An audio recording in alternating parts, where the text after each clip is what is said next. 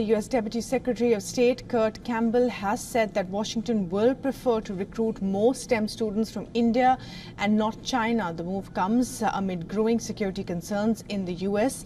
and its efforts to limit Chinese nationals from accessing sensitive technology. Campbell also called India an important U.S. security partner. The Deputy Secretary said that the U.S. is looking to welcome Chinese students to study humanities rather than science. For years, Chinese nationals have been the largest international student cohort in the U.S. This despite a decline in the number of students heading to Washington due to COVID limitations and strained bilateral relations. In the academic year 2023-24, 290,000 Chinese students were enlisted in the U.S. universities as opposed to 270,000 Indian students.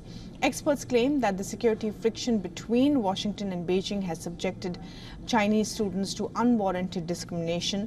In fact, under the Trump administration, the U.S. introduced the China Initiative. It focused on quote-unquote combating against Chinese espionage and intellectual property theft.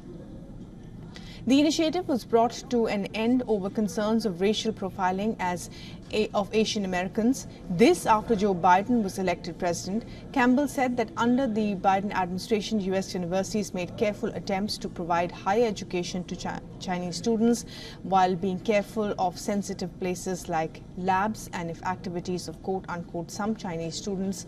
While the Deputy Secretary also added that the U.S. was being careful to not disturb ties with Beijing and between the two, China is to be blamed for any fallout in academic, business or non-profit sector ties.